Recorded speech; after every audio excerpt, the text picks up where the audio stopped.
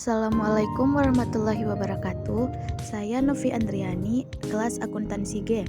Sini saya akan menjelaskan tentang materi sistem pengendalian manajemen sektor publik. Yang pertama adalah definisi sistem pengendalian manajemen. Sistem pengendalian manajemen adalah merupakan suatu proses untuk menentukan suatu sasaran agar seluruh fungsi dapat dilaksanakan sesuai dengan fungsinya. Fokus utama sistem pengendalian manajemen sektor publik berkaitan dengan bagaimana melaksanakan strategi organisasi secara efektif dan efisien untuk mencapai tujuan dalam pelayanan sektor publik. Tipe-tipe pengendalian manajemen sektor publik. Yang pertama, pengendalian preventif. Dalam tahap ini, pengendalian manajemen terkait dengan perumusan strategi dan perencanaan strategik yang dijabarkan dalam bentuk program-program. Yang kedua, pengendalian operasional.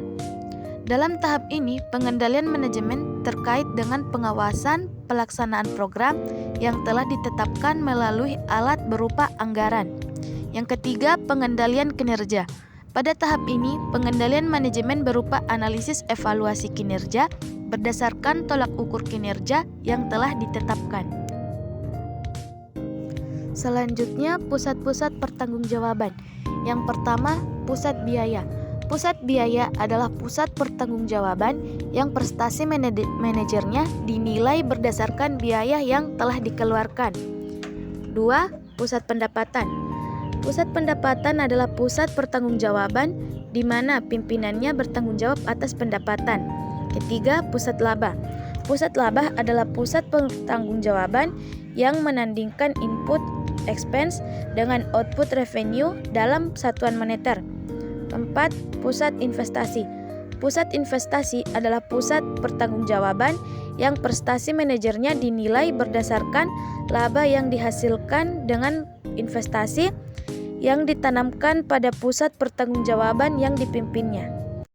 Berikutnya, proses pengendalian manajemen sektor publik.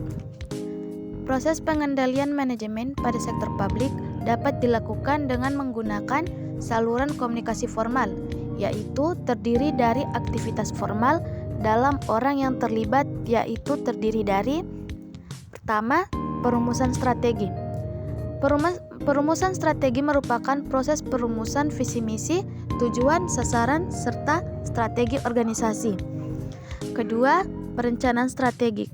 Perencanaan strategik adalah proses penentuan program-program atau aktivitas yang dilaksanakan oleh suatu organisasi dan penentuan jumlah alokasi sumber daya yang dibutuhkan.